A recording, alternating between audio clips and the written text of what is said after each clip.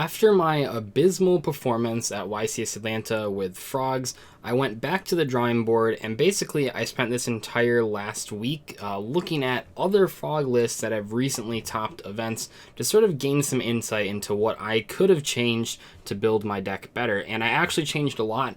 It's probably the most drastic change that I've done on frogs in a while. And I was super excited because I spent a lot of time on this build this past week. And then Friday night comes along and lo and behold, my regionals got canceled. They had some like structural issues and that really sucked. So the problem is there's no regionals like within like 6 hours of me for the next 2 months. That's actually ridiculous.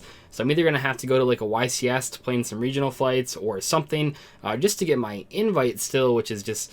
it's ridiculous. I'm really pissed. But luckily they said that they might try to reschedule the regional, so that's cool. But anyway, I like had the day off. Well, obviously I always had the day off. I'm a YouTuber. But yeah, so my friends had Saturday off still because they took it off for the regional, and we wanted to do something. So we went to a locals. Now I haven't been to a locals in a very long time. The last time I even played in something remotely close to a locals was back when Maximum Crisis first came out, and even then that was more just like a couple people hanging out at a card shop. There wasn't really like a sanctioned locals. So it's been a while, and maybe I'll make a video someday talking about why I don't go to locals anymore. That's sort of a story time episode. But yeah, I got first, so that was cool. I bought a bunch of deck boxes, got some store credit, and yeah, we're gonna talk about the deck. I know it's like every week we upload a frog deck profile, but this one's pretty different, so we'll get into it. And so anyway, we played 3 swap frog, obviously, 3 dupe frog, 2 rodent totem. Do I have to mention these cards? Probably not. So there's eight good cards there. So 6 frogs, 2 toads. The thing that's the same from last time is we did still play 2 Eater of Millions. I like this card a lot. It's really good. It's extremely helpful going second. It's also really handy because a lot of the cards in this deck you don't really want to leave in your hand when you go first for like the Mind Crush. But Eater of Millions is perfectly fine just sitting in your hand until the next turn. So you always have something to keep so you can activate the Mind Crushes. This card's ridiculous, so like it's true. I don't know why not everyone's playing this card on frogs. Maybe there's not a lot of people that like know how good this card is, but man, like I lost so many games to Eater of Millions. I just had to put it in the deck, and I have never regretted it, so I'm going to continue playing it. The new engine. Oh man, yeah, everyone wants me to play Spellbooks in this deck, so I'm going to play them. The crazy thing about Spellbooks to me is I looked up 5 different Spellbook Paleozoic frog decks, and not a single one could agree on the ratios of which of how many of these guys and how many of the spells to play. Not a single one had the exact same list, which means that all of them have their advantages and disadvantages. I happen to play a pretty slim lineup, and I'll talk about that in a second. We only played 2 of this guy. I don't think he's bad to draw. I'm just going to say, I don't think he's... If you open this and Swap Frog, then you can make a Toad. So that's pretty cool. He's not bad. If you open, like, Swap Frog 2 Blue Boy, that's perfectly fine, too. You're getting the 2 draws and you're making a Toad. So it's pretty crazy. So, yeah, that card was really, really good. I don't know why I wasn't playing that. It's just, like, I think the Spellbook engine is one of those engines where it sounds bad on paper because you're, like, trading your normal summon for, like, 2 draws. But in practice, it's ridiculous. We are still playing the hand traps, so the 2 Ghost Ogre, 3 Ash Blossom. Yeah, these cards are expensive, but I have them, so I'm going to use them. But these cards are very good. Most people are playing them still, so me as well. Frogs just have a really tough time going second, so you want to play hand traps.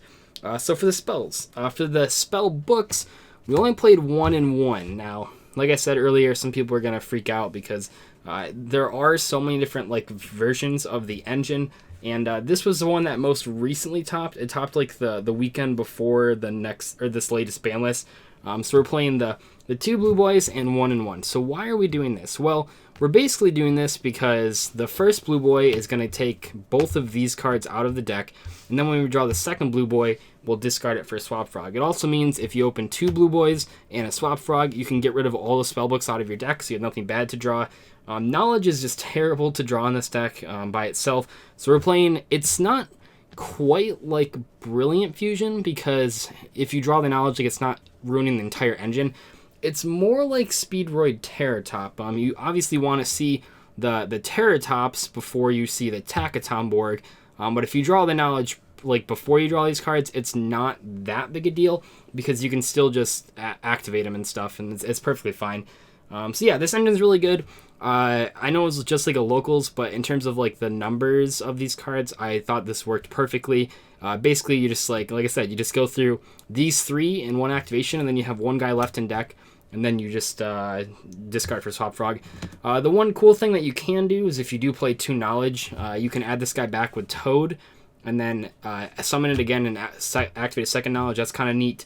The one thing I thought with that, though, is that like anytime you're adding this back with Toad, you're making Toad with like 2 Paleozoics, because if you ever make Toad with a frog monster or even like a rodent Toad, and you're almost always going to add that card back with a Toad. So the only time that I ever saw myself adding this back with Toad was with 2 Paleozoics, and I don't play a lot of Paleozoic cards, so I didn't think that would happen. Never came up, but this engine was fantastic. Moving on, we have 2 copies of Scapegoat. Yeah, this card's really good. So I made fun of this card a lot because when I first saw people playing this card, I really just thought people were cheating with it, because you can't activate this card during the turn that you summon something with Toad, and you also can't activate it during the turn you summon a Paleozoic. But outside of that, you can activate this. And what I realized was that this card was really good, not only with the Spellbook opening, but also if you just like set Dupe Frog or set Rodent Toad in and pass. This card can block damage, but more importantly, it's a 1-card Borreload Dragon. Yeah, I only drew it like twice because it was a smaller tournament, but this was definitely really, really good when I drew it. And I think that it's good to play just in general. If you open, so like the idea is if you open Scapegoat and you have a way to Toad, well, you have a way to Toad. It's like you already won the game. And so if you don't open a way to Toad, this card just makes your field a lot better. You can do like, if you have like Scapegoat and Eater of Millions, that means you can like Borreload and like, so you can take out like 2 of your opponent's monsters. Really, really great. 1 Monster Reborn, 1 Soul Charge. Yeah, I like these cards a lot. People don't like these. But they're basically just like water monsters when you open Swap Frog. So you Swap Frog, send Swap Frog, and then Reborn or Soul Charge to make Toad. It's pretty cool. I didn't play Regeki this time just because I wanted to optimize my build for going first, but we still had the Eater Millions in there for going second. So the trap cards, I just played these 6. I mentioned that at Dallas that like I didn't like Dynamiscus at all, and so I cut it completely, and I didn't regret it. That card's terrible. It's just bad in like every single hand except some really specific ones, and I just wanted to cut it for like higher impact cards like Scapegoats and stuff. So just those 6. Those are like the only 6 that like truly have good effects. So we're gonna play those ones. 3 Anti-Spell, pretty self-explanatory. God, I hate when people say Necrophels. Yeah, this card makes sense. It's I hear locking down spell cards is pretty good when the whole meta is just full of spell cards. But yeah, definitely play Anti-Spell in this deck. Obviously, it's not that great going second.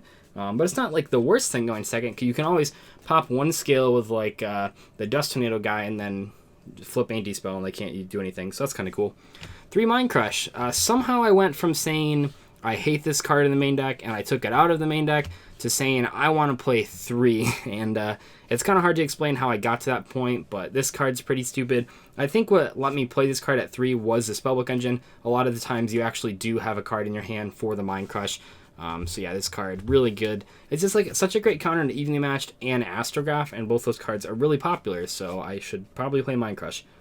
3 Solemn Strike, 1 Solemn Warning, and 1 Solemn Judgment. Obviously these cards are stupid, especially in this deck. You summon Toad. Like the best hand is summon Toad, have one of these cards, and a hand trap. Like how does your opponent beat that? It sounds simple, and it is simple, but it's really, really good. So that's just the 40 card main deck.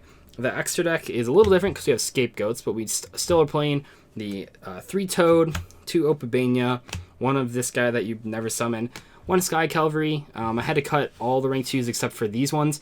The reason that I kept the Sky Cavalry in is because sometimes, I mean just sometimes, you need to make a rank 2 with the Spellbook guy and a Frog, and making this guy doesn't do anything because you don't have a trap, and you can't make Toad, so I just wanted something to make.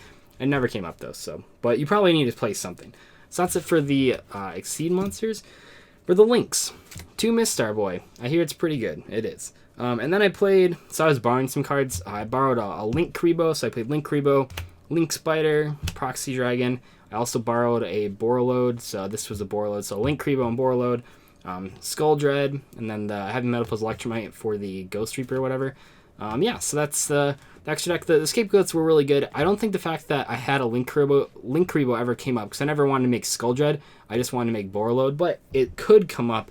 And in the cases where you want to make Skull Dread, like you just want some draws or something to fix your hand, you definitely want to make sure that you have a Link Kribo, not just 2 Link Spiders. That's it for the extra deck, though. So just some links and some rank 2s or whatever.